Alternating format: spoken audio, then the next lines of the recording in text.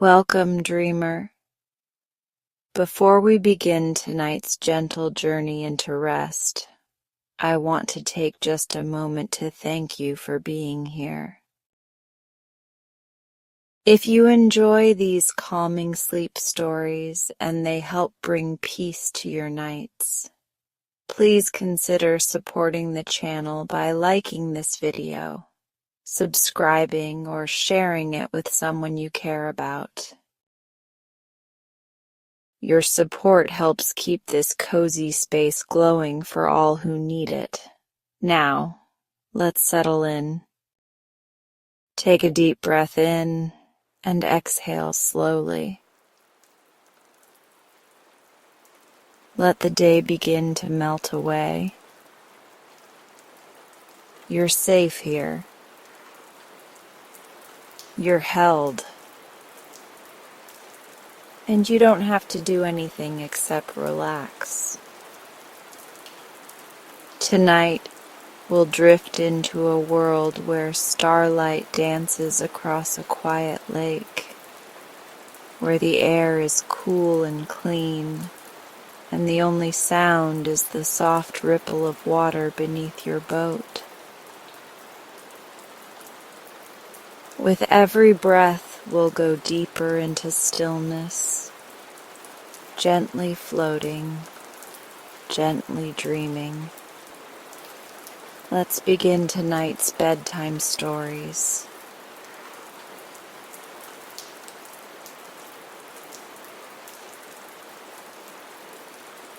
John Cooper was a little boy whose father and mother lived in a cottage on one side of a village green. He was his parents' only child, so that he had no brothers nor sisters to play with. But he had a dog of which he was very fond, and he used sometimes to play with other children on the green. Tom Jones was one of the boys that played with John Cooper.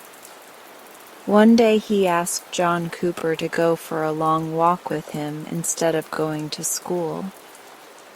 John at first would not consent, but at last he gave way and went with Tom, taking Carlo with him. There was a pretty stream of water that ran along one side of the green, and then passed through a wood in a winding course. In some places it was rather broad and deep, and in other places it was shallow and ran murmuring over the stones at the bottom. Tom said that it would be very pleasant to go along the stream, sometimes on one side, and sometimes on the other, far into the wood, and to look for birds' nests. The sun was shining very brightly, the trees were in full leaf, the grass was thick and green, sweet flowers were blooming on all sides, butterflies and dragonflies sported in the sunshine, and birds were singing on every bush and tree. All things seemed to be joyful, and the two boys started off briskly, with Carlo after them. But of this party, the only one that was truly happy was Carlo. He had nothing to do but to obey his master, and this he had done when John had called him away from his home. John tried to raise his own spirits and ran and jumped about and romped with Carlo. But he could not forget that he had done wrong, that he ought to have been at school, and that he should grieve his kind parents when they knew what he was now doing. The thought of this would come into his mind and kept him from being happy. As for Tom Jones, he seemed merry enough, though he not only knew that he was doing wrong himself, but that he had led John into mischief. He tried to forget this, and laughed and shouted with all his might, but it was in vain. and he had bitter feelings at the bottom of his heart all the time.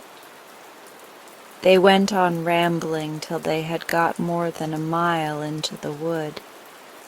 The stream here was wide and deep.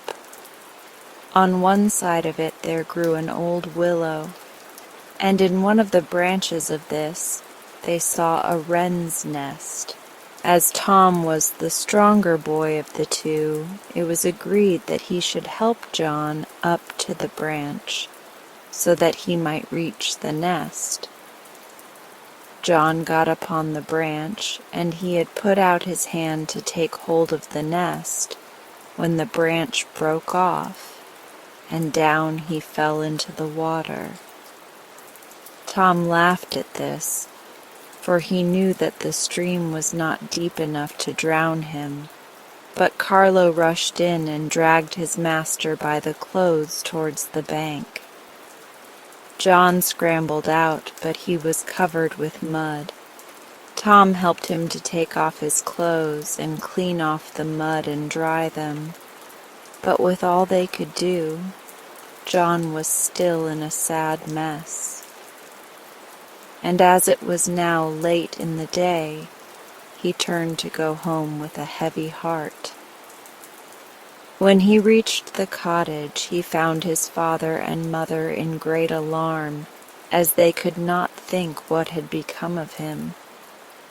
When they found out what had taken place, their alarm was changed into grief, on account of the son whom they loved so much, having done wrong. John himself cried a great deal, and said that he was more vexed because he had caused them grief than he should have been if they had scolded and whipped him.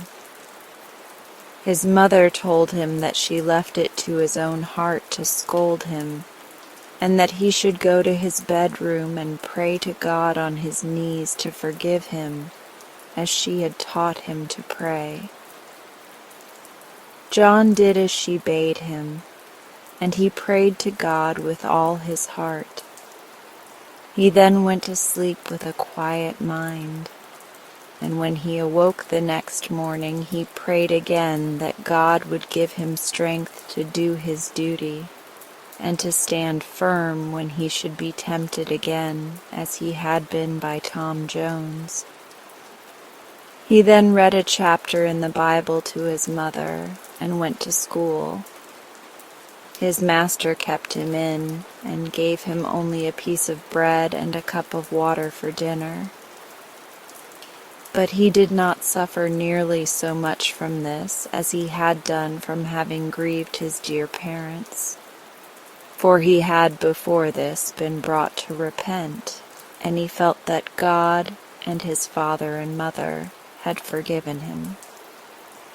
John Cooper never again grieved his father and mother by doing wrong, and never forgot the lesson he had learned when Tom Jones led him astray, as long as he lived.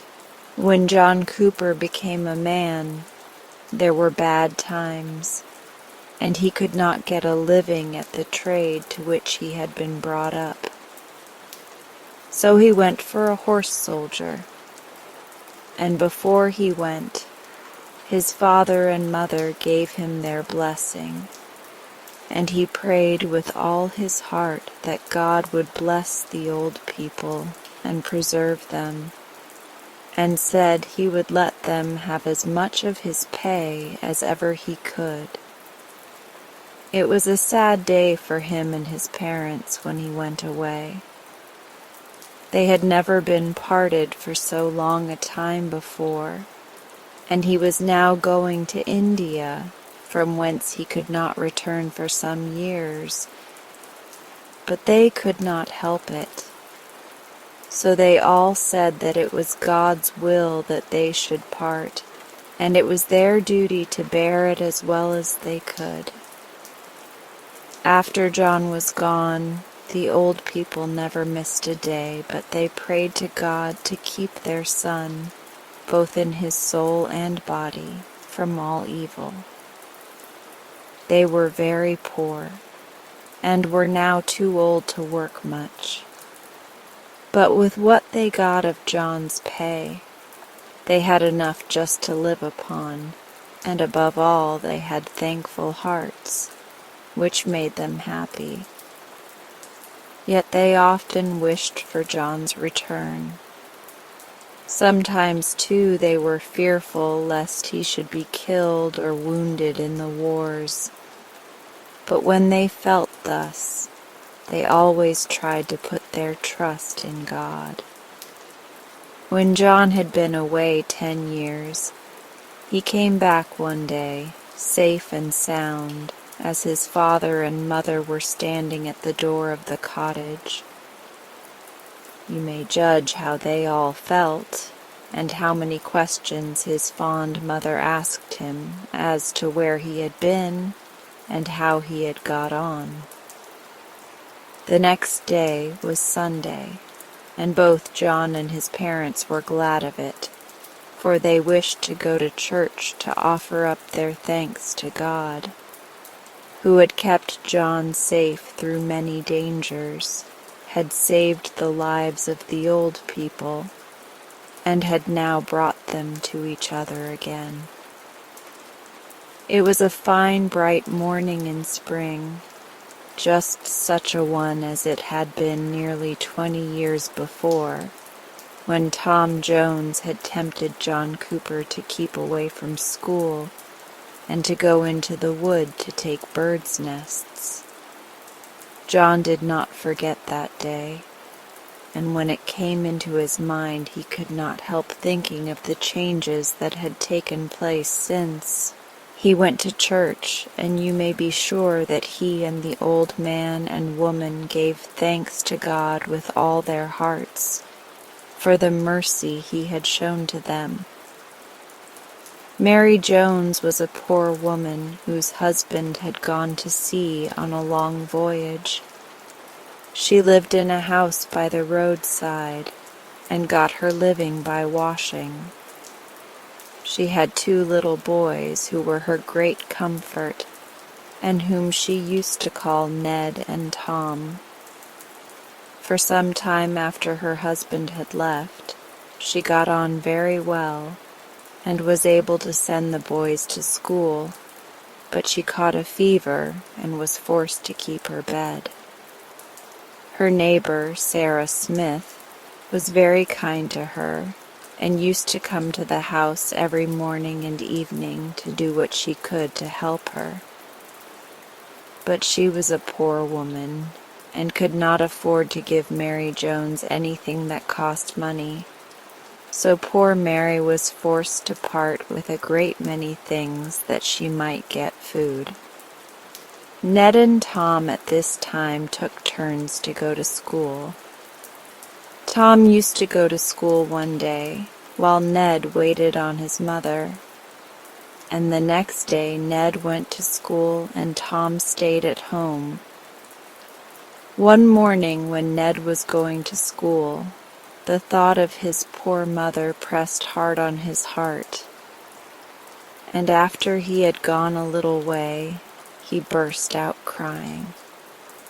He had not gone far along the narrow lane towards the school when 2 young ladies met him and asked him why he was crying. He told them that he was thinking of his poor, sick mother. The ladies then asked him his name and where he lived, and said they would go and call upon his mother. He thanked them and dried up his tears, and went on to school with a much lighter heart. Soon after he reached home in the evening, the 2 kind ladies came to his mother's house with a footboy, who brought a basket filled with bread and meat, and some things fit for the poor sick woman. They told Mary Jones how they had met Ned in the lane, and what he had told them, and she thanked them for what they had brought, and said that she hoped God would bless them for their goodness to her. They then asked about Ned and Tom, and said they would get their father to do what he could for them. The young ladies then went home, told their father and mother what they had seen and heard, and thanked God that they had been able to make a poor woman and her 2 sons happy. There was a poor woman named Rachel Jenkins, who lived in a very little cottage at some distance from any other house. She was a widow and very poor, but she was very clean and careful, so that her cottage had always a look of neatness and comfort. She used to spend most of her time in spinning. She had 1 son, whose name was Harry. He was 12 years old and used to carry a basket filled with tapes and thread, pins and needles, and other things of that sort, which he sold to people who lived near. He used to go out in the morning and return in the evening, and you may be sure his mother was always glad when the time came for him to come home. One evening, as he was on his way home, about half a mile from his mother's house, he saw an old man sitting by the wayside, who was very tired and seemed as if he was not able to walk any further. His hair was quite white, and his face and hands were thin and wrinkled. Harry said to him in a kind voice, "You seem tired, Father. Have you got much further to walk?" The old man told him that he had to go to the next town, which was 12 miles further, but that he was so tired he was sure that he should not be able to get there that night. On this, Harry said, "I wish you would go home with me, for I am sure my mother would be very glad that you should sleep in our house." The old man thanked him and said he would go with him. So he rested his hand upon Harry's shoulder and walked slowly towards the house. Harry's mother met them at the door, and when Harry had told her how he had met with the old man, she said she was glad to see him and asked him to walk in to take some tea. After tea, the old man told Sarah Jenkins that he was going to see his son, who was laid up in a hospital in the town to which he was going.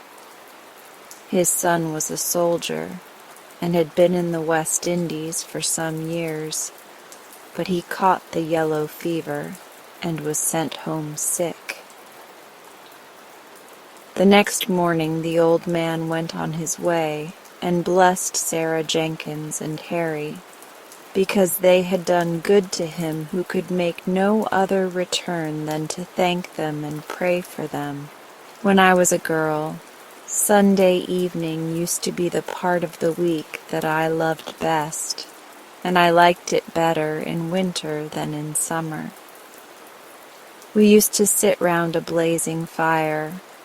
My mother used then to teach my little brother Tom to say his prayers, and my father used to teach me to read in Pilgrim's Progress or some such book, while my brother John sat near reading some book or other that was fit for a Sunday with his dog Hector lying at his feet. My dear old grandfather was then alive, and he would sit at the table with the large old family Bible before him for the whole evening. As I look back upon the pleasant picture in my mind, my eye fills with tears. I cannot help thinking of what has become of the faces that were then so full of smiles and gladness. My grandfather went to the grave first, but he died in a good old age. And though we mourned to lose him whom we had all loved so much, we could not help feeling that it was a happy change for him, as he could hardly see or hear. Next to him, my poor little brother Tom fell ill of the typhus fever, and God took him to heaven in the budding of his childhood.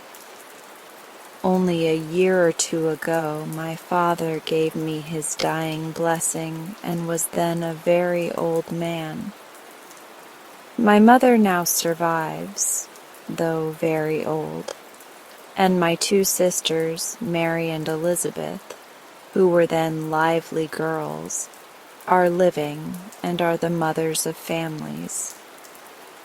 My brother John, a middle-aged man, is the captain of a ship, being now far away on a voyage, and he has left behind him a wife and two boys, the youngest of whom is as old as he was at the time I have spoken of. I am almost an old woman, though on these happy evenings that I was speaking of, I was the youngest but one. You, my little friends, will perhaps someday have to look back upon such changes as I have seen. The thought that they will come upon you need not make you sad, but it should make you good, and cause you to resolve to do your duty and to serve God. If you do so, when you get as old as I am, you will find that if age brings its cares and sorrows, it also brings surer and even brighter hopes of a life beyond the grave. John Davis and his wife were very poor people, but as they worked very hard, they could just get a living for themselves. John worked for a farmer in the parish, and his wife took in needlework. They did pretty well when John had work, but for nearly 2 years John's master could not employ him always, and he was brought almost to distress. But his wife always used to keep up his spirits by saying, "Be content, and thank God if you can but live. Brighter hours will come." Sometimes John was quite spirit-broken, and said he should leave home and try to get work somewhere else. He was forced to sell some of his goods to buy food and did not know which way to turn. But his wife never failed to wear a cheerful face, and used to be always saying to him, "Do your best, and be content to take what God appoints." John loved his wife very much, but he was sometimes half vexed because she was never sad like he was. He would tell her that it was a very good thing to be cheerful and happy when they could get a good living. She then used to say to him that there was no virtue in being content when all was going on well, and that the proper time to try to be cheerful was when things were going amiss. At last, better times came.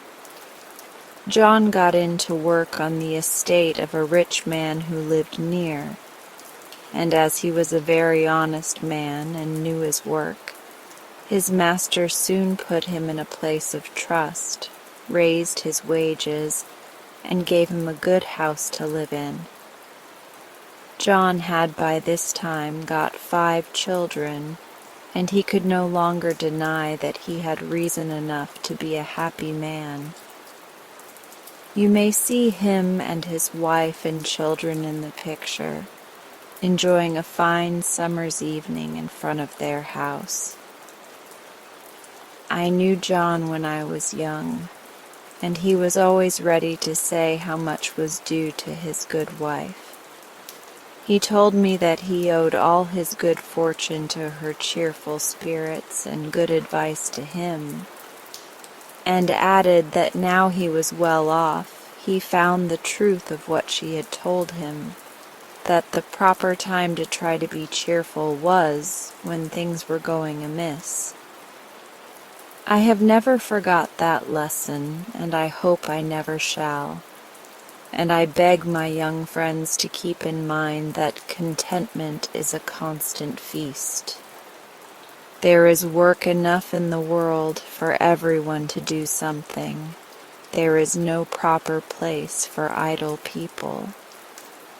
This is what old Michael the basket maker used to say to his children, and as they grew up, they found reason enough to thank him for the lesson. Michael had been a sailor in his youth, but when he married, he settled in a country place and took up the trade of a basket maker. At first, he could hardly get money enough to buy rods, but by working very hard, he soon got money and credit too. No one in the village was now up before Michael, and most people went to bed before he left off work. Small as was the sum of money that he could earn in a week, he would always put by something, if it was but a penny. Every month he put these savings into the savings bank, and in the course of the first 6 years, he found he had got 25 pounds. By this time he had got 2 children, and the eldest was old enough to learn to read. She used to sit by him with her book as he worked, and he taught her when she wanted help. His wife was in the meantime doing something in the house, or working for some of the farmers who lived near. Michael now bought a cow and 2 pigs and made some profit by them. In 6 years more he bought the cottage he lived in, and 12 years after this, that is 24 years after he was married, he rented a little farm. By this time he had 7 children, and as he had made his cottage larger, they all lived at home and helped him. His eldest boys worked at the farm, and the girls milked the cows and made the butter under the care of their mother and kept the poultry. As for Michael himself, though he was well off, he kept on his old trade and went on in his old habits. The last time I saw him before I left the place in which he lived, he was teaching his youngest child to read while he was at work, just as he had taught his eldest. I have often thought of Michael's words, "There is no place in the world for idle people." One time, a Nook became tired of his beautiful life and longed for something new to do. The Nooks have more wonderful powers than any other immortal folk, except, perhaps, the fairies and Ryls. So one would suppose that a Nook who might gain anything he desired by a simple wish could not be otherwise than happy and contented. But such was not the case with Popopo, the Nook we are speaking of. He had lived thousands of years and had enjoyed all the wonders he could think of. Yet life had become as tedious to him now as it might be to one who was unable to gratify a single wish. Finally, by chance, Popopo thought of the earth people who dwell in cities, and so he resolved to visit them and see how they lived. This would surely be fine amusement, and serve to pass away many wearisome hours. Therefore, one morning, after a breakfast so dainty that you could scarcely imagine it, Popopo set out for the earth and at once was in the midst of a big city. His own dwelling was so quiet and peaceful that the roaring noise of the town startled him. His nerves were so shocked that before he had looked around 3 minutes, he decided to give up the adventure and instantly returned home. This satisfied for a time his desire to visit the Earth cities, but soon the monotony of his existence again made him restless and gave him another thought. At night the people slept, and the cities would be quiet. He would visit them at night, so at the proper time Popopo transported himself in a jiffy to a great city, where he began wandering about the streets. Everyone was in bed. No wagons rattled along the pavements. No throngs of busy men shouted and helloed. Even the policemen slumbered slyly, and there happened to be no prowling thieves abroad. His nerves being soothed by the stillness, Popopo began to enjoy himself. He entered many of the houses and examined their rooms with much curiosity. Locks and bolts made no difference to a nook, and he saw as well in darkness as in daylight. After a time he strolled into the business portion of the city. Stores are unknown among the immortals, who have no need of money or of barter and exchange. So Popopo was greatly interested by the novel sight of so many collections of goods and merchandise. During his wanderings he entered a millinery shop and was surprised to see within a large glass case a great number of women's hats, each bearing in one position or another a stuffed bird. Indeed, some of the most elaborate hats had 2 or 3 birds upon them. Now knooks are the especial guardians of birds, and love them dearly. To see so many of his little friends shut up in a glass case annoyed and grieved Popopo, who had no idea they had purposely been placed upon the hats by the milliner. So he slid back one of the doors of the case, gave the little chirruping whistle of the knooks that all birds know well, and called, "Come, friends, the door is open, fly out." Popopo did not know the birds were stuffed, but stuffed or not, every bird is bound to obey a knook's whistle and a knook's call. So they left the hats, flew out of the case, and began fluttering about the room. "Poor dears," said the kind-hearted knook, "you long to be in the fields and forests again." Then he opened the outer door for them and cried, "Off with you! Fly away, my beauties, and be happy again." The astonished birds at once obeyed, and when they had soared away into the night air, the knook closed the door and continued his wandering through the streets. By dawn he saw many interesting sights, but day broke before he had finished the city, and he resolved to come the next evening a few hours earlier. As soon as it was dark the following day, he came again to the city, and on passing the millinery shop noticed a light within. Entering, he found 2 women, one of whom leaned her head upon the table and sobbed bitterly, while the other strove to comfort her.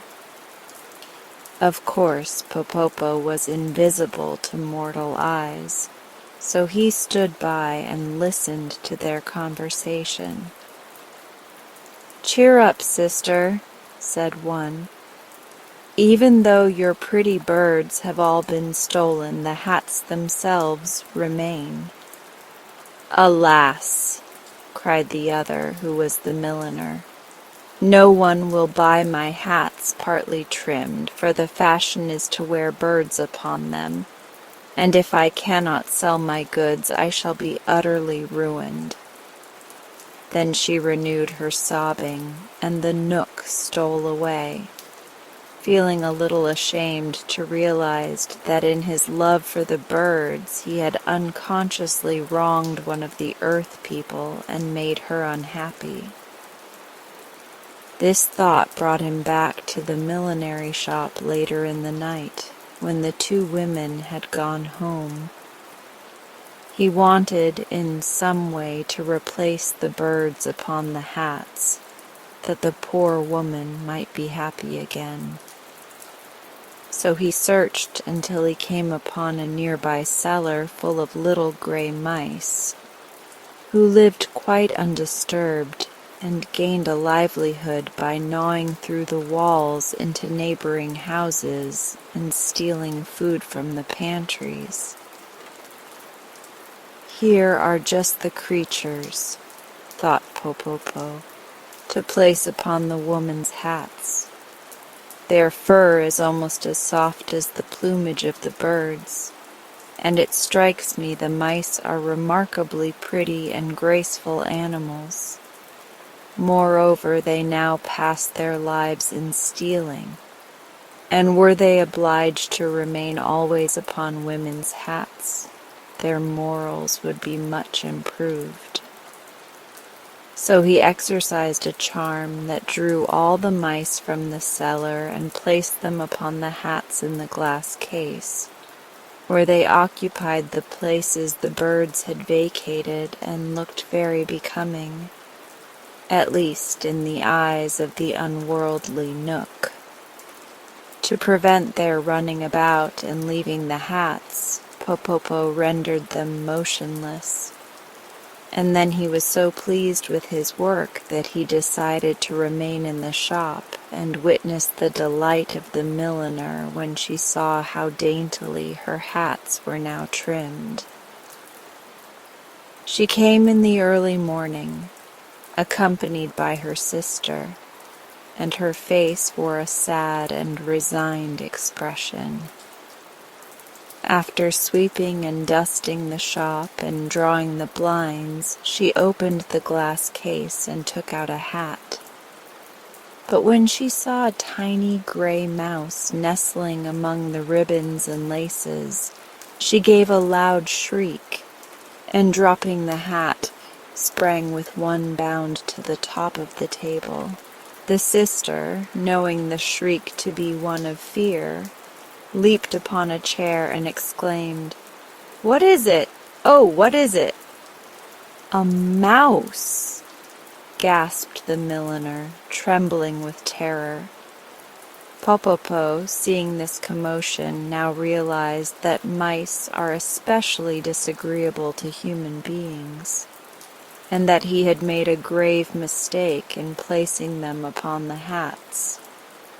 So he gave a low whistle of command that was heard only by the mice. Instantly they all jumped from the hats, dashed out the open door of the glass case, and scampered away to their cellar. But this action so frightened the milliner and her sister that after giving several loud screams they fell upon their backs on the floor and fainted away.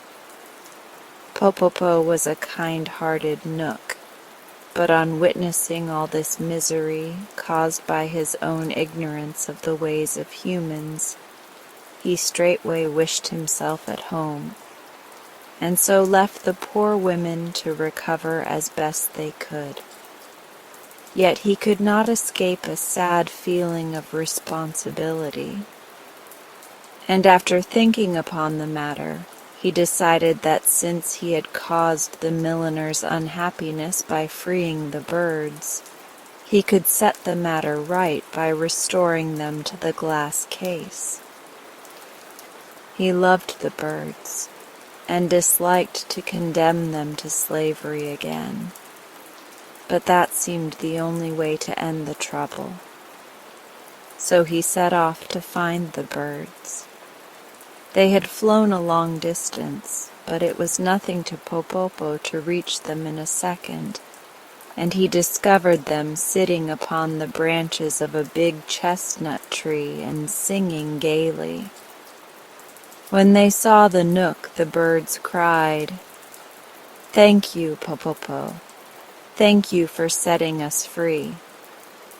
"Do not thank me," returned the Nook, "for I have come to send you back to the millinery shop." "Why?" demanded a blue jay angrily while the others stopped their songs. "Because I find the woman considers you her property, and your loss has caused her much unhappiness," answered Popopo. "But remember how unhappy we were in her glass case," said a robin redbreast gravely. "And as for being her property, you are a Nook, and the natural guardian of all birds.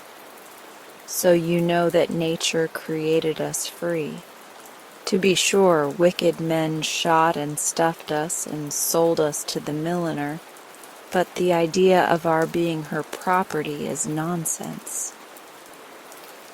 Popopo was puzzled.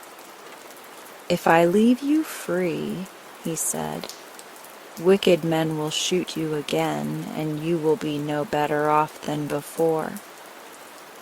"Pooh!" exclaimed the blue jay. "We cannot be shot now, for we are stuffed. Indeed, 2 men fired several shots at us this morning, but the bullets only ruffled our feathers and buried themselves in our stuffing. We do not fear men now." "Listen," said Popopo sternly, for he felt the birds were getting the best of the argument. "The poor milliner's business will be ruined if I do not return you to her shop. It seems you are necessary to trim the hats properly. It is the fashion for women to wear birds upon their headgear, so the poor milliner's wares, although beautified by lace and ribbons, are worthless unless you are perched upon them." "Fashions," said a blackbird solemnly, "are made by men.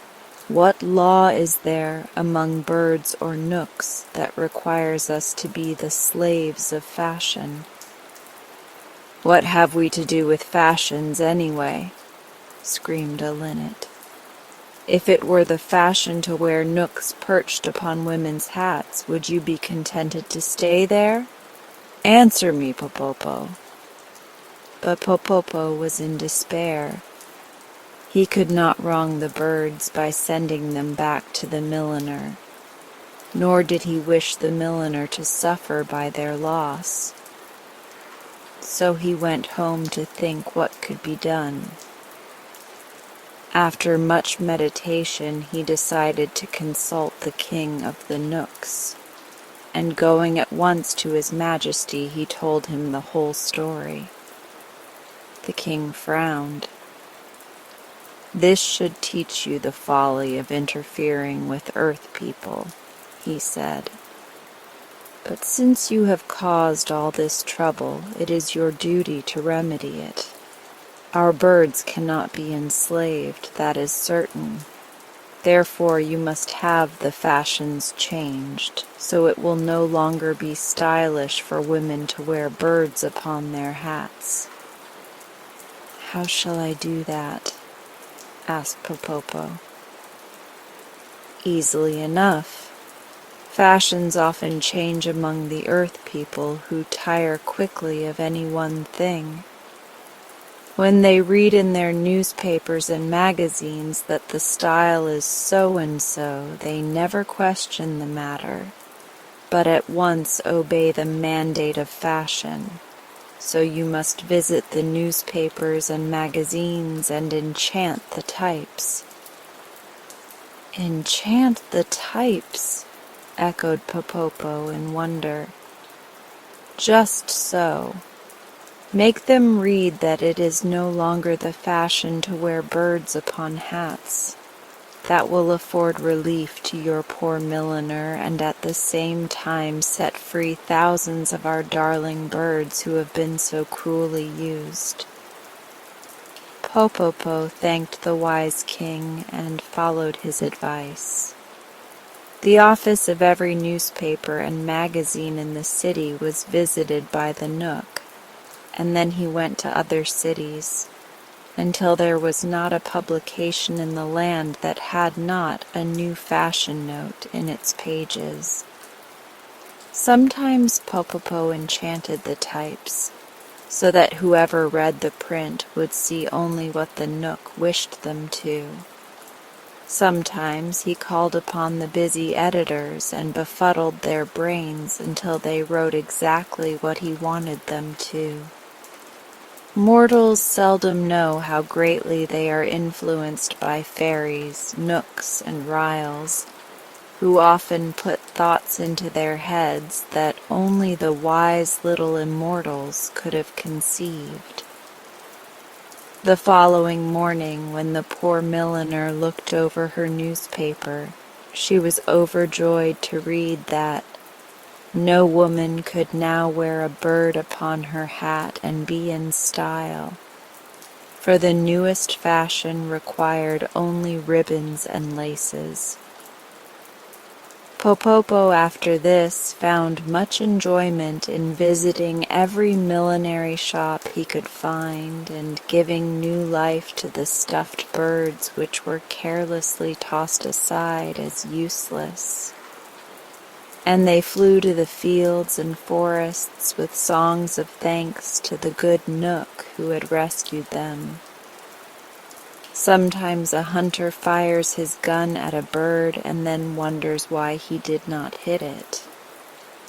But having read this story, you will understand that the bird must have been a stuffed one from some millinery shop, which cannot, of course, be killed by a gun.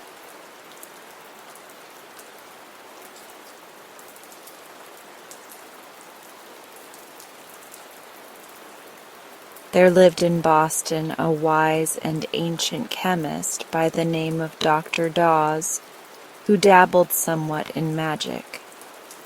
There also lived in Boston a young lady by the name of Claribel Sudds, who was possessed of much money, little wit, and an intense desire to go upon the stage.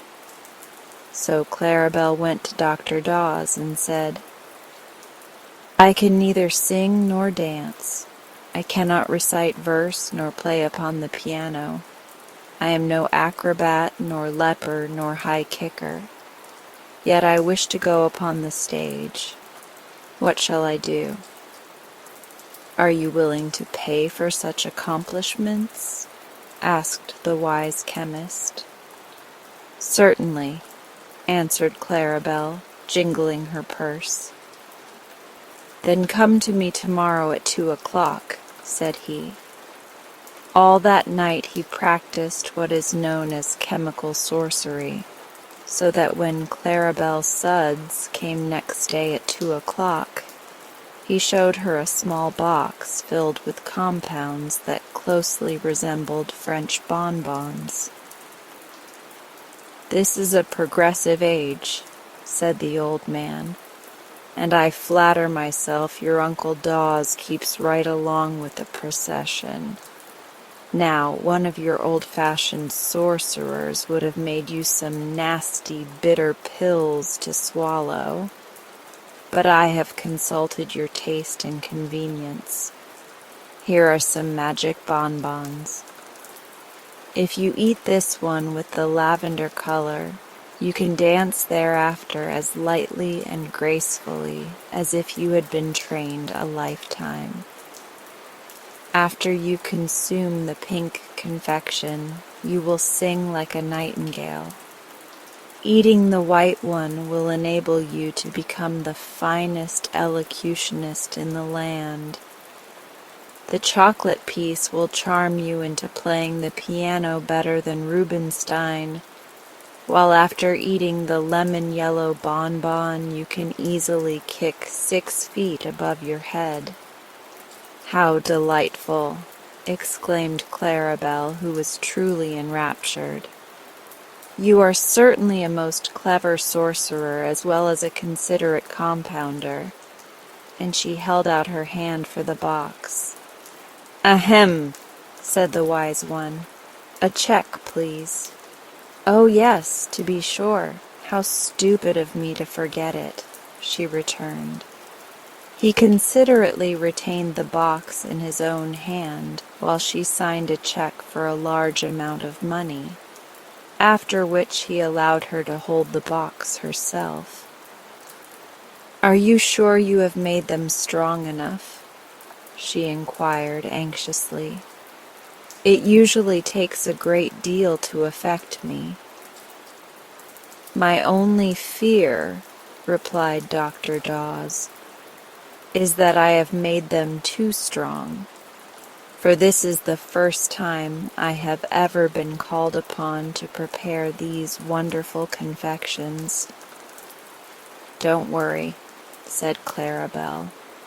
"The stronger they act, the better I shall act myself."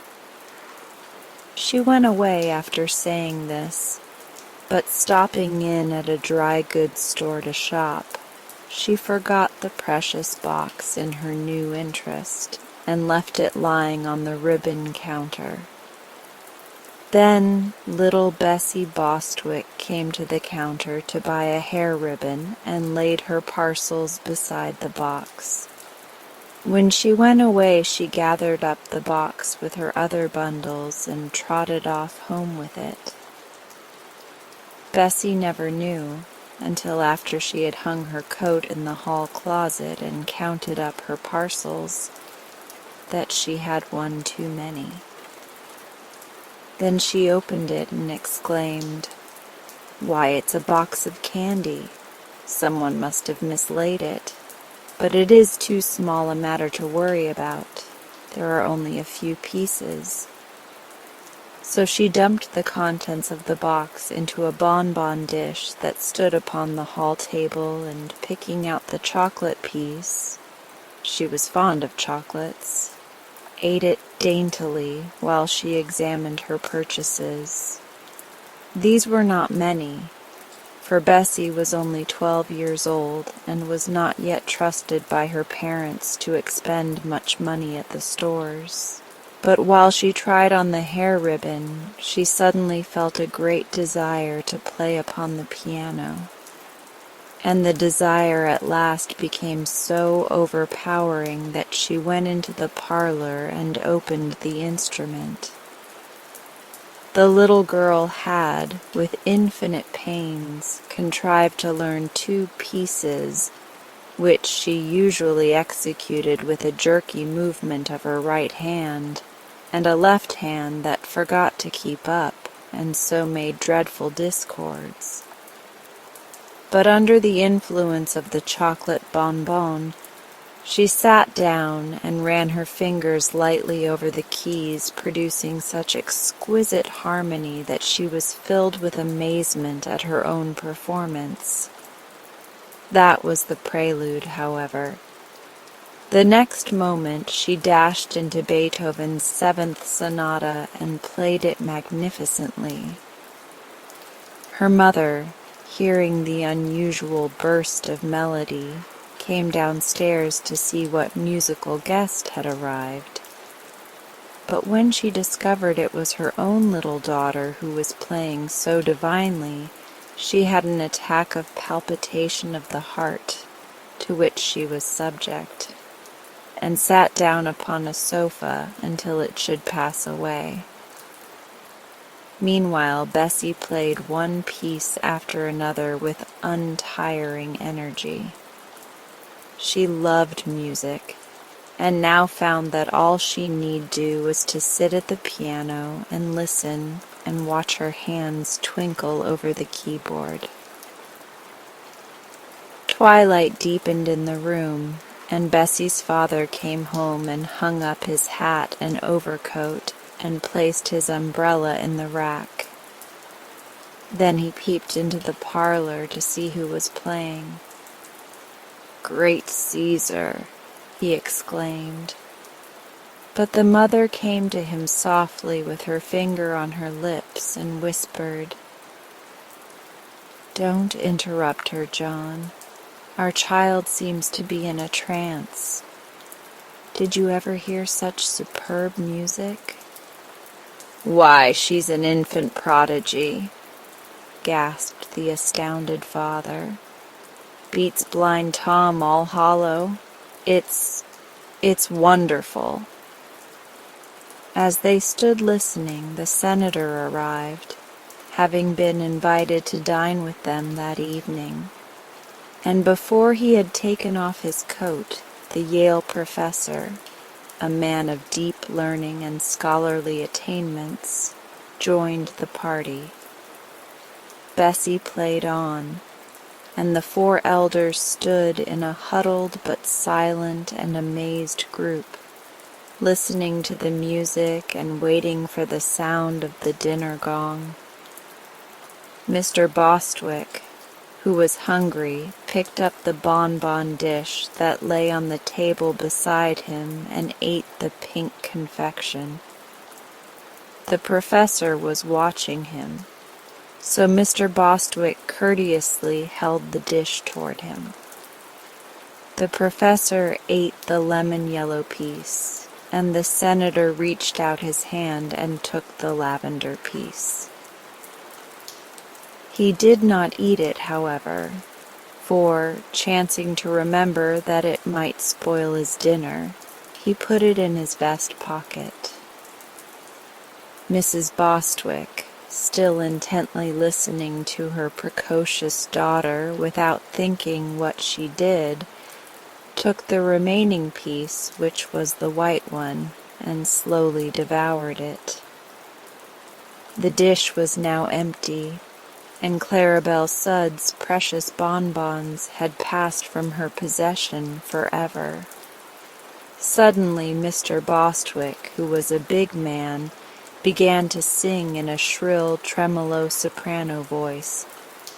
It was not the same song Bessie was playing, and the discord was shocking that the professor smiled.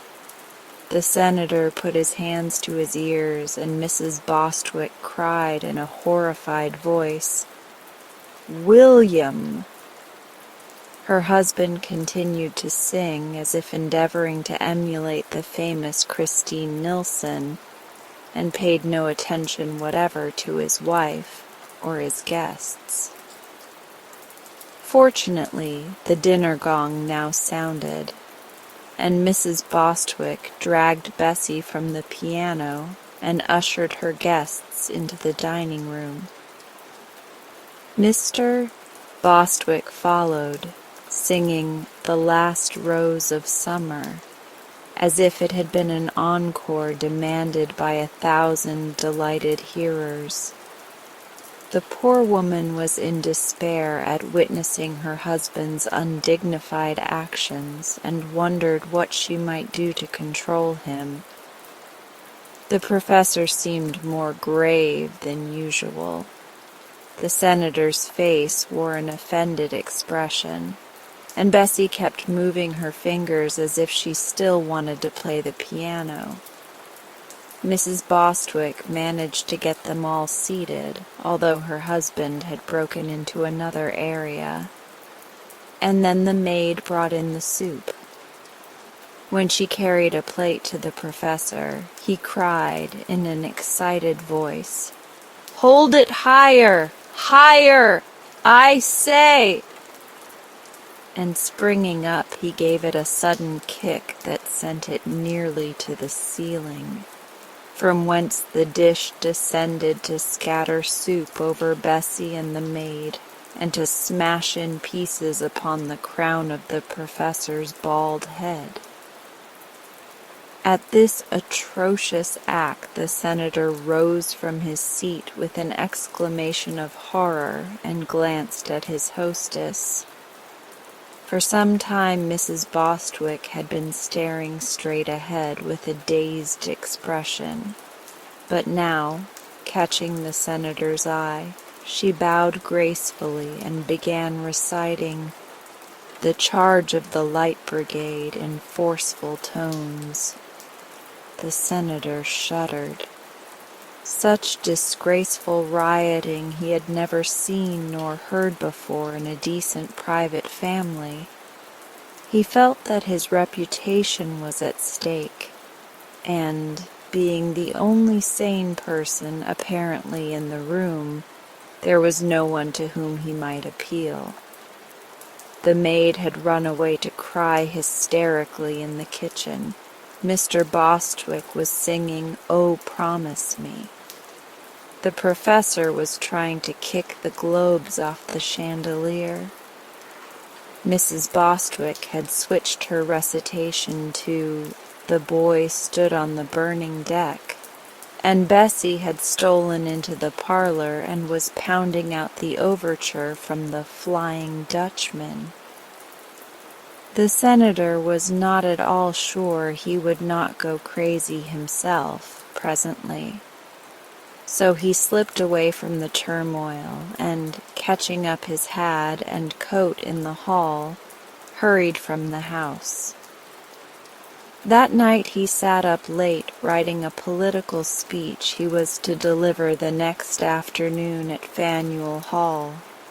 But his experiences at the Bostwicks had so unnerved him that he could scarcely collect his thoughts.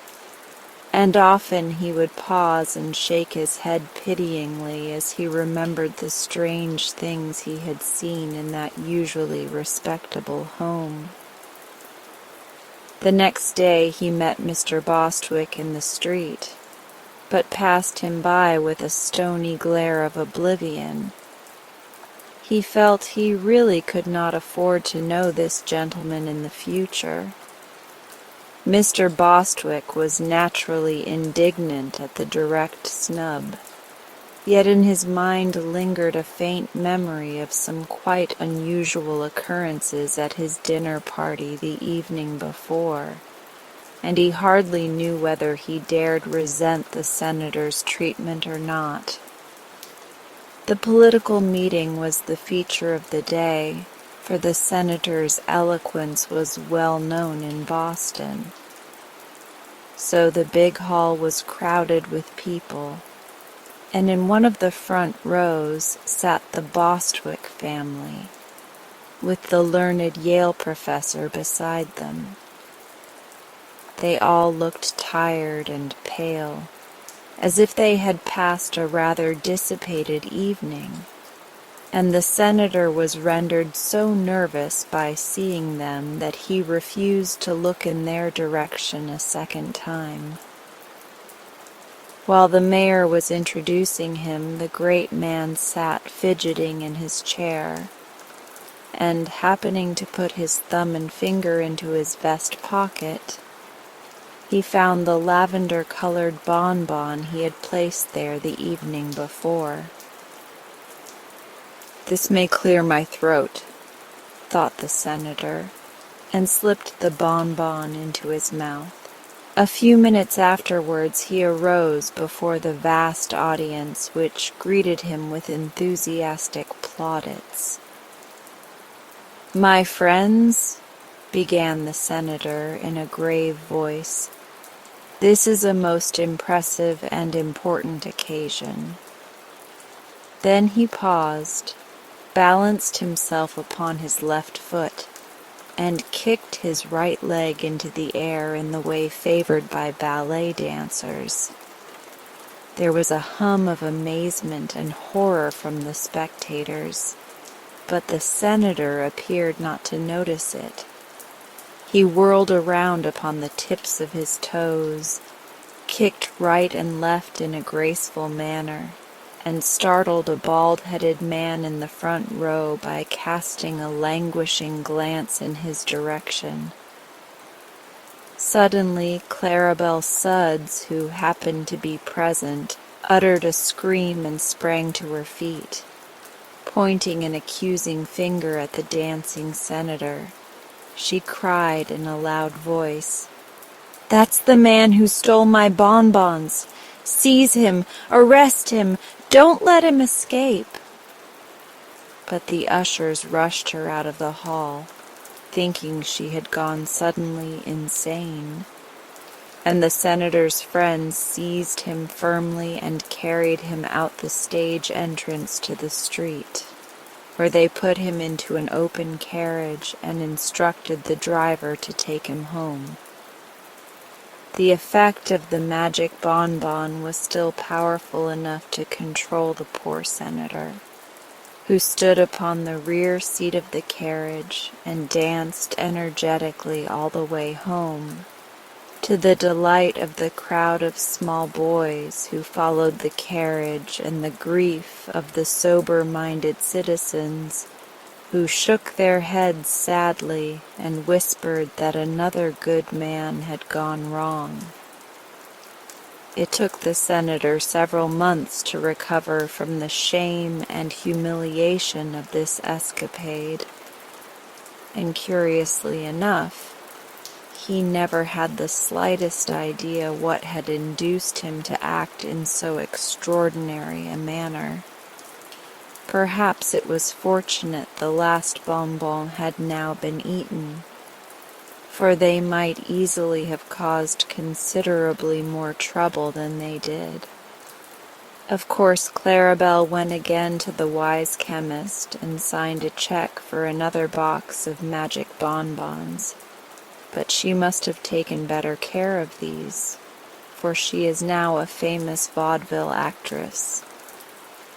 This story should teach us the folly of condemning others for actions that we do not understand, for we never know what may happen to ourselves. It may also serve as a hint to be careful about leaving parcels in public places, and incidentally to let other people's packages severely alone. The capture of Father Time. Jim was the son of a cowboy and lived on the broad plains of Arizona. His father had trained him to lasso a bronco or a young bull with perfect accuracy, and had Jim possessed the strength to back up his skill, he would have been as good a cowboy as any in all Arizona. When he was 12 years old, he made his first visit to the East, where Uncle Charles, his father's brother, lived. Of course, Jim took his lasso with him, for he was proud of his skill in casting it, and wanted to show his cousins what a cowboy could do. At first, the city boys and girls were much interested in watching Jim lasso posts and fence pickets, but they soon tired of it, and even Jim decided it was not the right sort of sport for cities. But one day the butcher asked Jim to ride one of his horses into the country, to a pasture that had been engaged, and Jim eagerly consented. He had been longing for a horseback ride, and to make it seem like old times he took his lasso with him. He rode through the streets demurely enough, but on reaching the open country roads, his spirits broke forth into wild jubilation, and urging the butcher's horse to full gallop, he dashed away in true cowboy fashion. Then he wanted still more liberty, and letting down the bars that led into a big field, he began riding over the meadow and throwing his lasso at imaginary cattle, while he yelled and whooped to his heart's content. Suddenly, on making a long cast with his lasso, the loop caught upon something and rested about 3 feet from the ground, while the rope drew taut and nearly pulled Jim from his horse. This was unexpected. More than that, it was wonderful, for the field seemed bare of even a stump. Jim's eyes grew big with amazement, but he knew he had caught something when a voice cried out, "Here, let go! Let go, I say! Can't you see what you've done?" No, Jim couldn't see, nor did he intend to let go until he found out what was holding the loop of the lasso. So he resorted to an old trick his father had taught him, and putting the butcher's horse to a run, began riding in a circle around the spot where his lasso had caught. As he thus drew nearer and nearer his quarry, he saw the rope coil up, yet it looked to be coiling over nothing but air. One end of the lasso was made fast to a ring in the saddle, and when the rope was almost wound up and the horse began to pull away and snort with fear, Jim dismounted. Holding the reins of the bridle in one hand, he followed the rope, and an instant later saw an old man caught fast in the coils of the lasso. His head was bald and uncovered, but long white whiskers grew down to his waist. About his body was thrown a loose robe of fine white linen. In one hand he bore a great scythe, and beneath the other arm he carried an hourglass. While Jim gazed wonderingly upon him, this venerable old man spoke in an angry voice. "Now then, get that rope off as fast as you can. You've brought everything on earth to a standstill by your foolishness. Well, what are you staring at? Don't you know who I am?" "No," said Jim stupidly. "Well, I'm Time, Father Time. Now make haste and set me free, if you want the world to run properly." "How did I happen to catch you?" asked Jim, without making a move to release his captive. "I don't know. I've never been caught before," growled Father Time. "But I suppose it was because you were foolishly throwing your lasso at nothing." "I didn't see you," said Jim. "Of course you didn't. I'm invisible to the eyes of human beings unless they get within 3 feet of me, and I take care to keep more than that distance away from them. That's why I was crossing this field, where I supposed no one would be, and I should have been perfectly safe had it not been for your beastly lasso. Now then," he added crossly, "are you going to get that rope off?" "Why should I?" asked Jim. "Because everything in the world stopped moving the moment you caught me. I don't suppose you want to make an end of all business and pleasure and war and love and misery and ambition and everything else, do you? Not a watch has ticked since you tied me up here like a mummy." Jim laughed. It really was funny to see the old man wound round and round with coils of rope from his knees up to his chin. "It'll do you good to rest," said the boy. "From all I've heard, you lead a rather busy life." "Indeed I do," replied Father Time with a sigh. "I'm due in Kamchatka this very minute, and to think one small boy is upsetting all my regular habits." "Too bad," said Jim with a grin. "But since the world has stopped anyhow, it won't matter if it takes a little longer recess. As soon as I let you go, time will fly again. Where are your wings?" "I haven't any," answered the old man. "That is a story cooked up by someone who never saw me. As a matter of fact, I move rather slowly." "I see you take your time," remarked the boy. "What do you use that scythe for?" "To mow down the people," said the ancient one. "Every time I swing my scythe, someone dies. Then I ought to win a life-saving medal by keeping you tied up," said Jim. "Some folks will live this much longer." "But they won't know it," said Father Time with a sad smile. "So it will do them no good. You may as well untie me at once."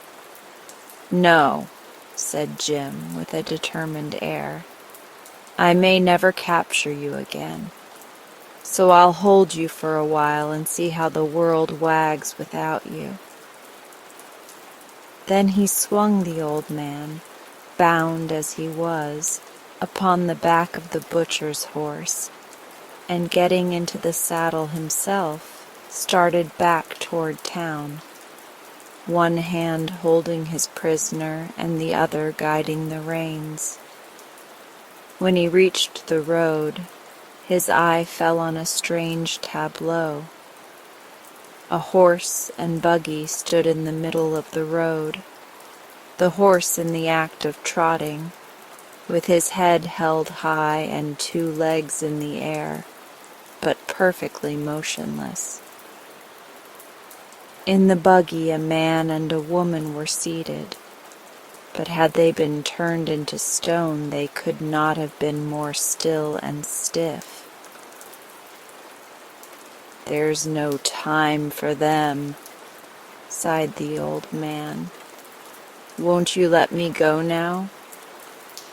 "Not yet," replied the boy. He rode on until he reached the city, where all the people stood in exactly the same positions they were in when Jim lassoed Father Time. Stopping in front of a big dry goods store, the boy hitched his horse and went in. The clerks were measuring out goods and showing patterns to the rows of customers in front of them. But everyone seemed suddenly to have become a statue. There was something very unpleasant in this scene, and a cold shiver began to run up and down Jim's back, so he hurried out again. On the edge of the sidewalk sat a poor, crippled beggar, holding out his hat, and beside him stood a prosperous-looking gentleman who was about to drop a penny into the beggar's hat. Jim knew this gentleman to be very rich, but rather stingy. So he ventured to run his hand into the man's pocket and take out his purse, in which was a $20 gold piece. This glittering coin he put in the gentleman's fingers instead of the penny, and then restored the purse to the rich man's pocket. "That donation will surprise him when he comes to life," thought the boy. He mounted the horse again and rode up the street. As he passed the shop of his friend, the butcher, he noticed several pieces of meat hanging outside. "I'm afraid that meat'll spoil," he remarked. "It takes time to spoil meat," answered the old man. This struck Jim as being queer, but true. "It seems time meddles with everything," said he. "Yes, you've made a prisoner of the most important personage in the world," groaned the old man, "and you haven't enough sense to let him go again."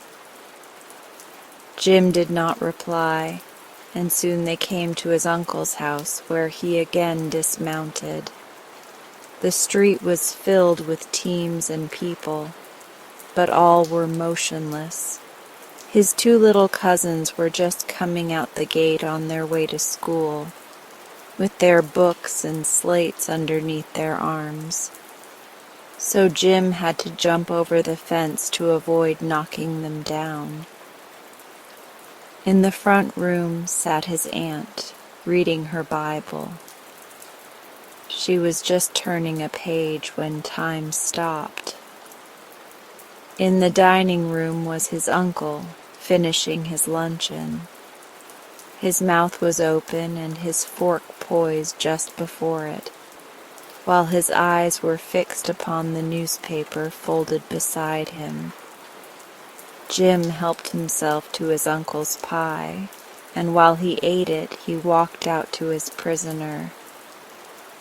"There's one thing I don't understand," said he. "What's that?" asked Father Time.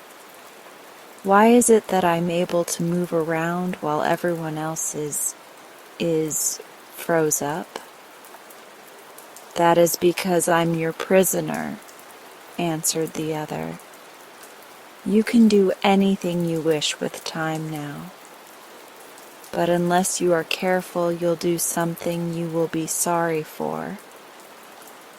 Jim threw the crust of his pie at a bird that was suspended in the air, where it had been flying when time stopped.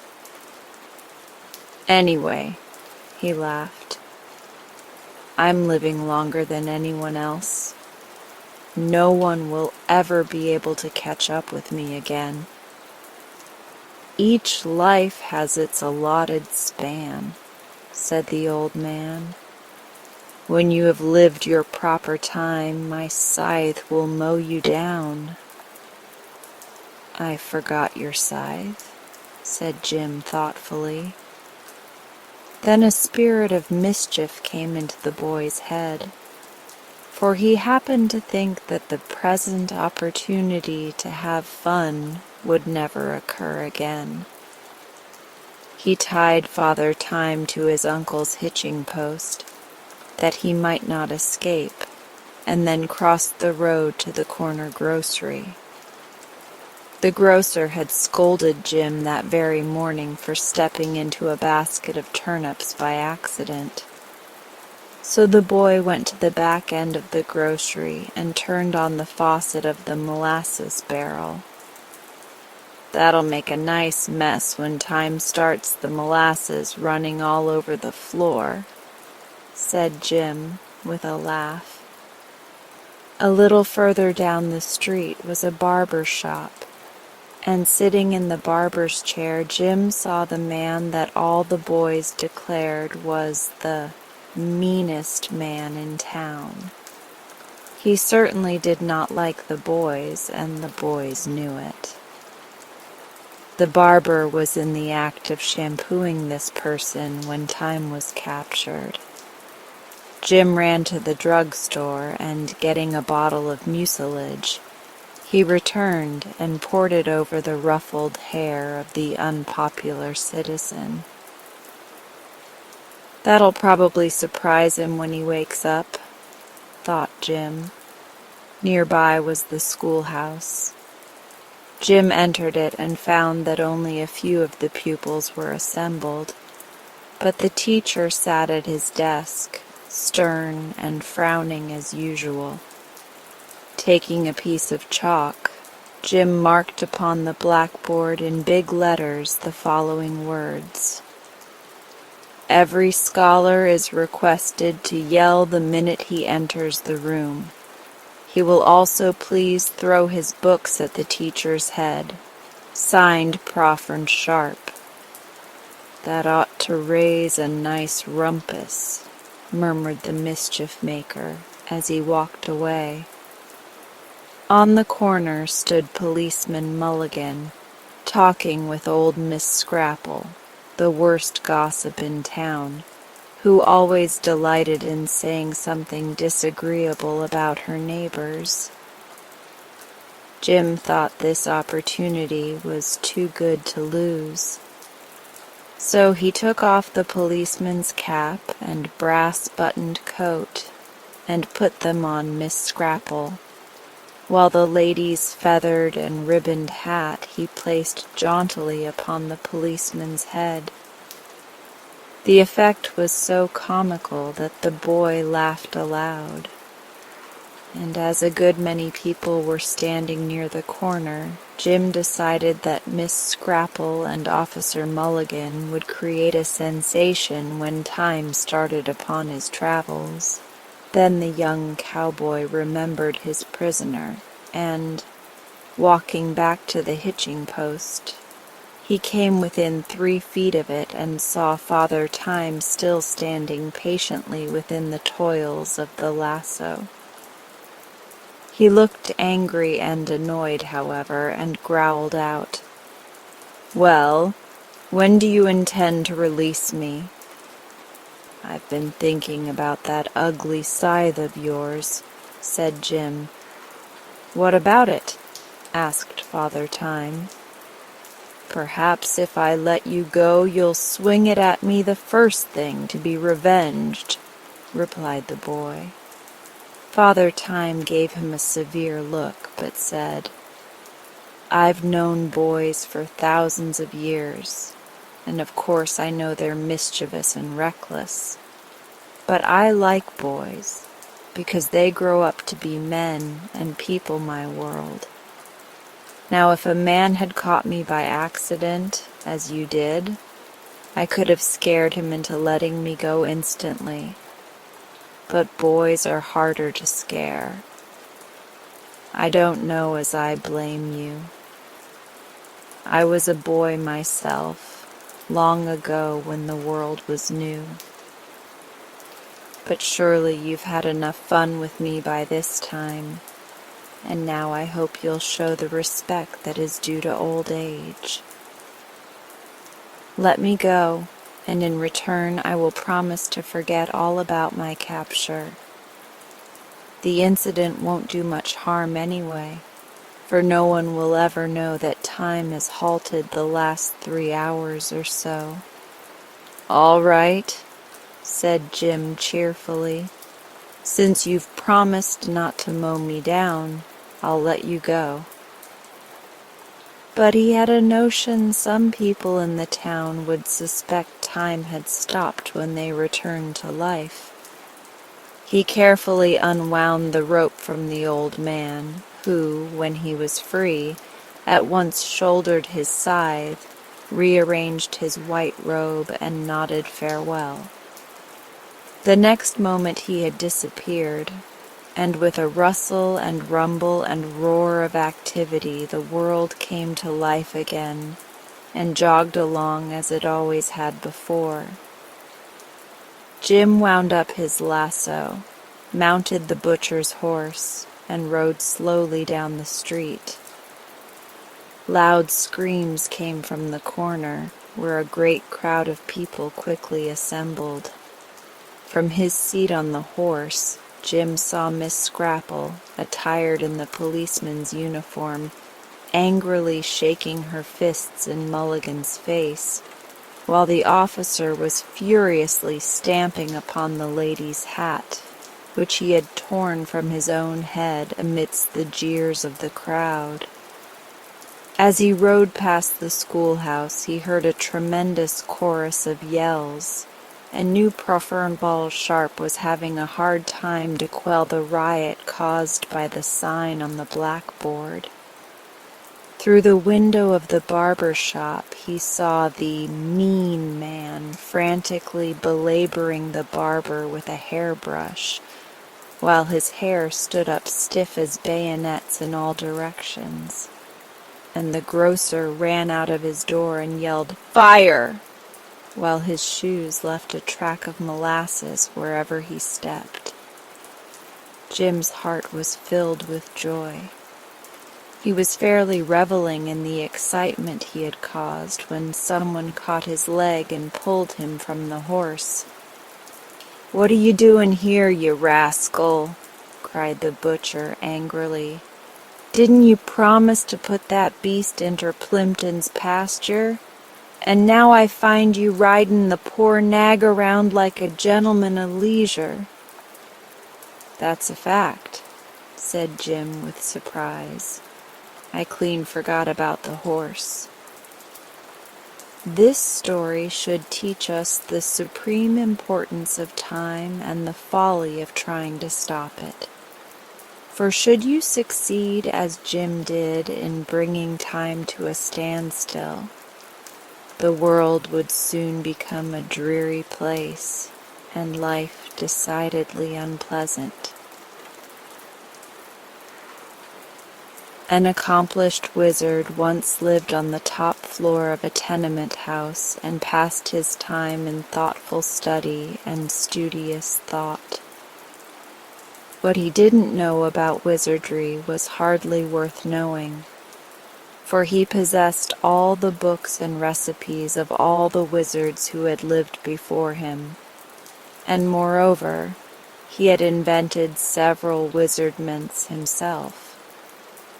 This admirable person would have been completely happy, but for the numerous interruptions to his studies caused by folk who came to consult him about their troubles, in which he was not interested, and by the loud knocks of the iceman, the milkman, the baker's boy, the laundryman, and the peanut woman. He never dealt with any of these people, but they rapped at his door every day to see him about this or that, or to try to sell him their wares. Just when he was most deeply interested in his books or engaged in watching the bubbling of a cauldron, there would come a knock at his door. And after sending the intruder away, he always found he had lost his train of thought or ruined his compound. At length, these interruptions aroused his anger, and he decided he must have a dog to keep people away from his door. He didn't know where to find a dog, but in the next room lived a poor glass blower with whom he had a slight acquaintance. So he went into the man's apartment and asked, "Where can I find a dog?" "What sort of a dog?"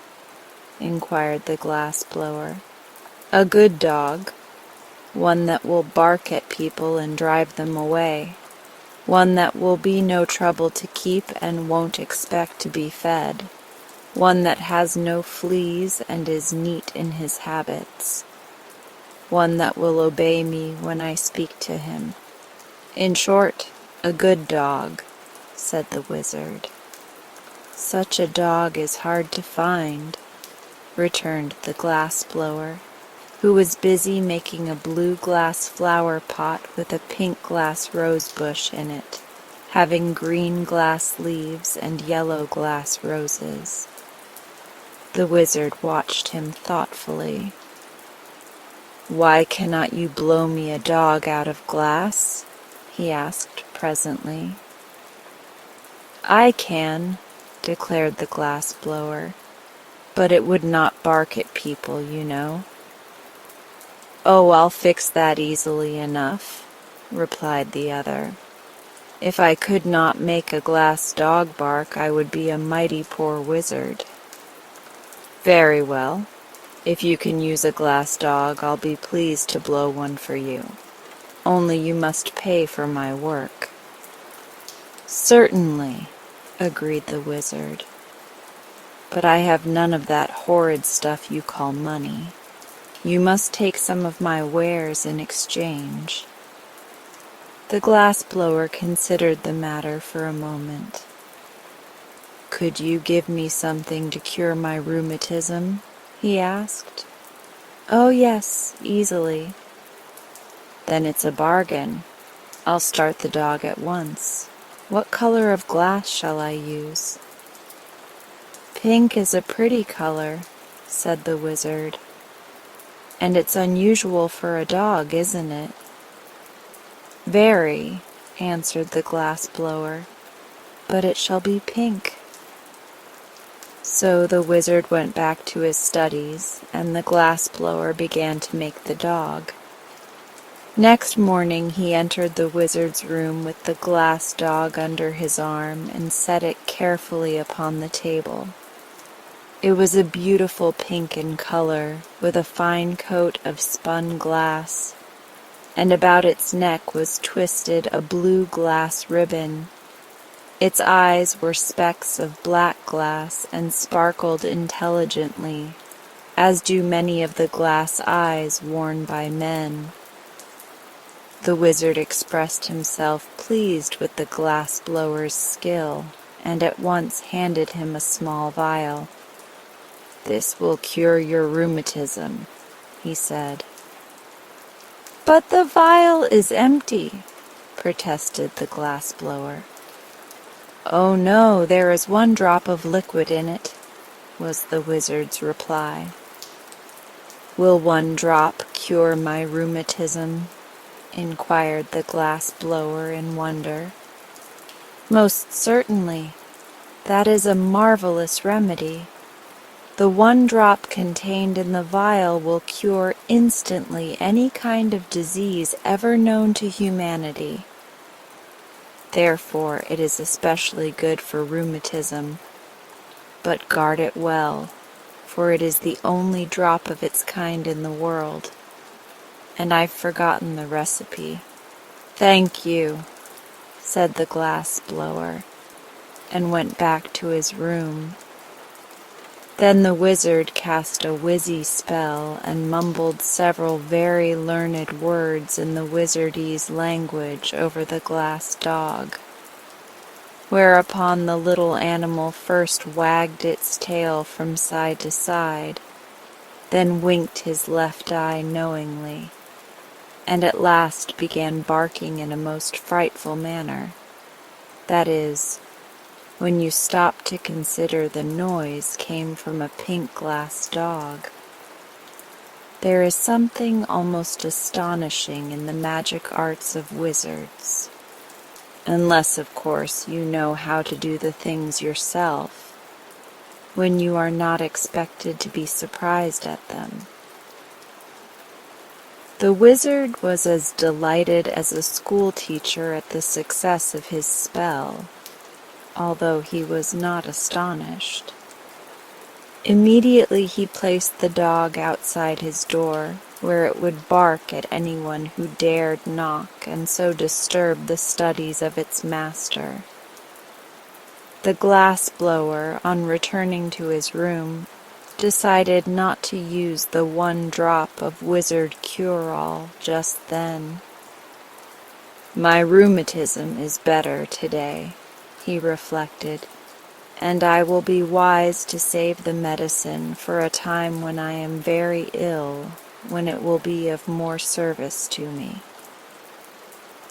So he placed the vial in his cupboard and went to work blowing more roses out of glass. Presently he happened to think the medicine might not keep, so he started to ask the wizard about it. But when he reached the door, the glass dog barked so fiercely that he dared not knock, and returned in great haste to his own room. Indeed, the poor man was quite upset at so unfriendly a reception from the dog he had himself so carefully and skillfully made. The next morning, as he read his newspaper, he noticed an article stating that the beautiful Miss Midas, the richest young lady in town, was very ill, and the doctors had given up hope of her recovery. The glass blower, although miserably poor, hard-working, and homely of feature, was a man of ideas. He suddenly recollected his precious medicine, and determined to use it to better advantage than relieving his own ills. He dressed himself in his best clothes, brushed his hair and combed his whiskers, washed his hands and tied his necktie, blackened his shoes and sponged his vest, and then put the vial of magic cure-all in his pocket. Next he locked his door, went downstairs and walked through the streets to the grand mansion where the wealthy Miss Midas resided. The butler opened the door and said, "No soap, no chromos, no vegetables, no hair oil, no books, no baking powder. My young lady is dying, and we're well supplied for the funeral." The glass blower was grieved at being taken for a peddler. "My friend," he began proudly, but the butler interrupted him, saying, "No tombstones either, there's a family graveyard and the monument's built." "The graveyard won't be needed if you will permit me to speak," said the glass blower. "No doctors, sir. They've given up my young lady, and she's given up the doctors," continued the butler calmly. "I'm no doctor," returned the glass blower, "nor are the others. But what is your errand?" "I called to cure your young lady by means of a magical compound." "Step in, please, and take a seat in the hall.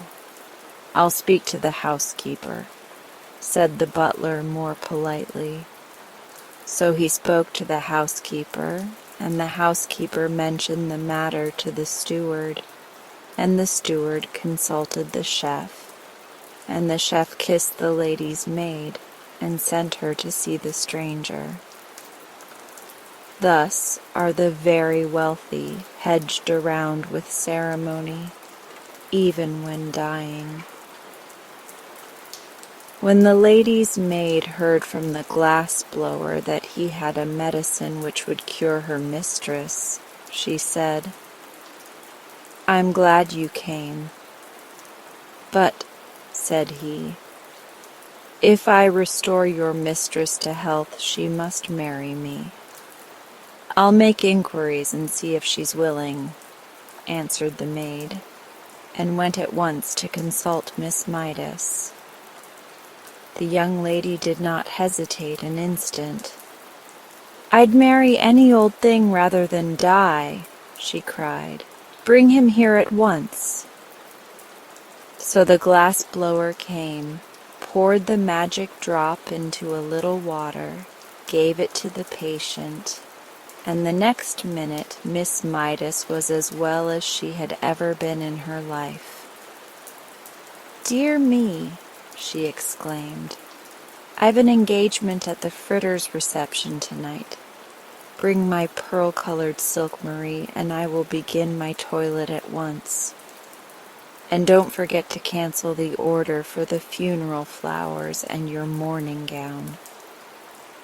"But Miss Midas," remonstrated the glass blower, who stood by, "you promised to marry me if I cured you." "I know," said the young lady, "but we must have time to make proper announcement in the society papers and have the wedding cards engraved. Call tomorrow and we'll talk it over." The glass blower had not impressed her favorably as a husband, and she was glad to find an excuse for getting rid of him for a time, and she did not want to miss the Fritters' reception. Yet the man went home filled with joy, for he thought his stratagem had succeeded, and he was about to marry a rich wife who would keep him in luxury forever afterward. The first thing he did on reaching his room was to smash his glass-blowing tools and throw them out of the window. He then sat down to figure out ways of spending his wife's money. The following day he called upon Miss Midas, who was reading a novel and eating chocolate creams as happily as if she had never been ill in her life. "Where did you get the magic compound that cured me?" she asked. "From a learned wizard," said he. And then, thinking it would interest her, he told how he had made the glass dog for the wizard, and how it barked and kept everybody from bothering him. "How delightful," she said. "I've always wanted a glass dog that could bark." "But there is only one in the world," he answered, "and it belongs to the wizard." "You must buy it for me," said the lady. "The wizard cares nothing for money," replied the glass blower. "Then you must steal it for me," she retorted. "I can never live happily another day unless I have a glass dog that can bark." The glass blower was much distressed at this, but said he would see what he could do. For a man should always try to please his wife, and Miss Midas has promised to marry him within a week.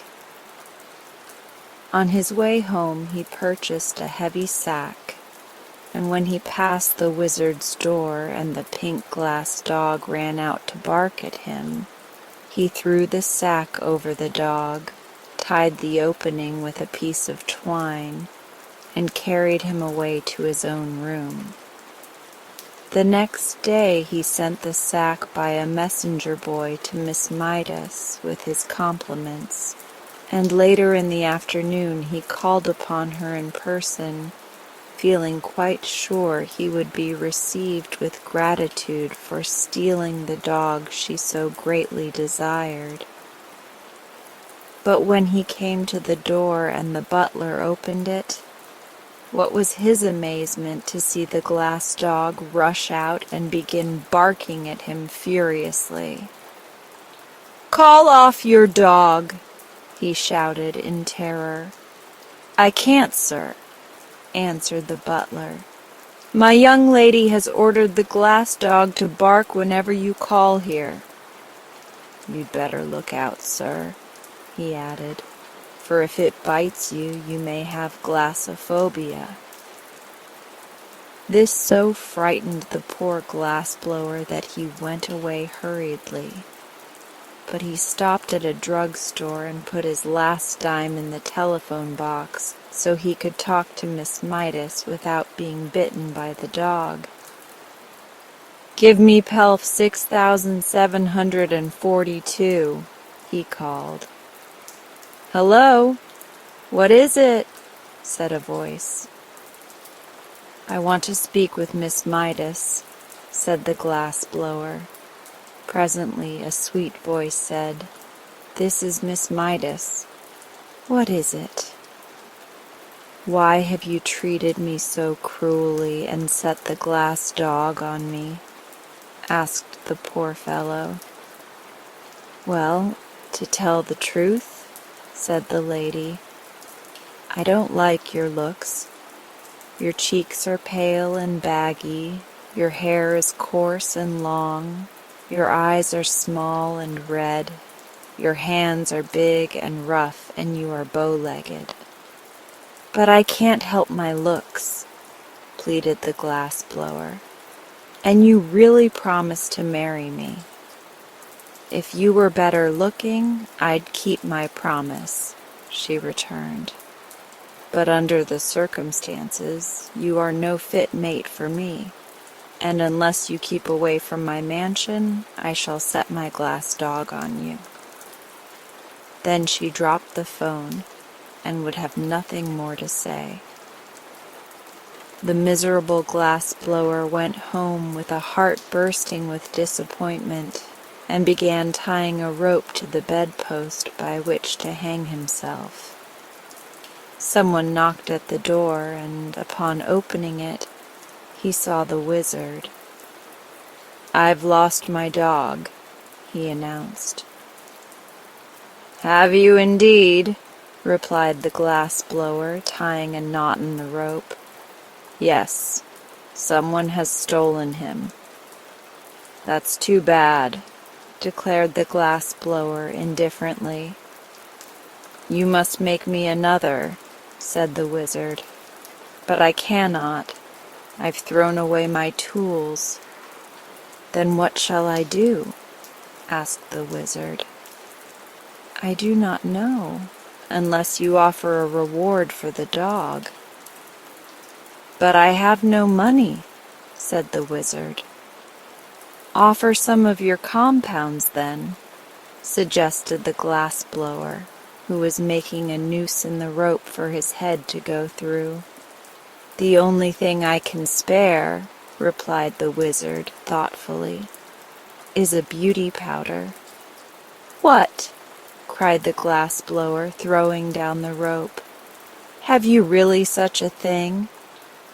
"Yes, indeed. Whoever takes the powder will become the most beautiful person in the world." "If you will offer that as a reward," said the glass blower eagerly. "I'll try to find the dog for you, for above everything else I long to be beautiful. But I warn you the beauty will only be skin deep," said the wizard. "That's all right," replied the happy glass blower. "When I lose my skin, I shan't care to remain beautiful." "Then tell me where to find my dog, and you shall have the powder," promised the wizard. So the glass blower went out and pretended to search, and by he returned and said, "I've discovered the dog. You will find him in the mansion of Miss Midas." The wizard went at once to see if this were true, and sure enough, the glass dog ran out and began barking at him. Then the wizard spread out his hands and chanted a magic spell which sent the dog fast asleep, when he picked him up and carried him to his own room on the top floor of the tenement house.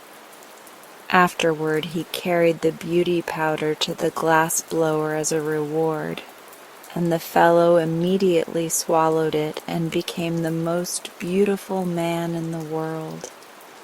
The next time he called upon Miss Midas, there was no dog to bark at him, and when the young lady saw him, she fell in love with his beauty at once. "If only you were a count or a prince," she sighed, "I'd willingly marry you." "But I am a prince," he answered, "the prince of dog blowers." "Ah," said she, "then if you are willing to accept an allowance of $4 a week, I'll order the wedding cards engraved." The man hesitated, but when he thought of the rope hanging from his bedpost, he consented to the terms. So they were married, and the bride was very jealous of her husband's beauty and led him a dog's life. So he managed to get into debt and made her miserable in turn. As for the glass dog, the wizard set him barking again by means of his wizardness and put him outside his door. I suppose he is there yet, and am rather sorry, for I should like to consult the wizard about the moral to this story.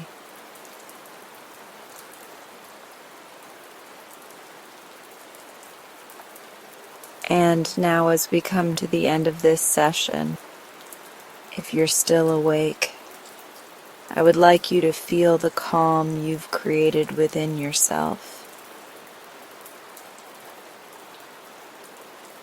You've given your mind and body such a beautiful gift, a moment to simply be.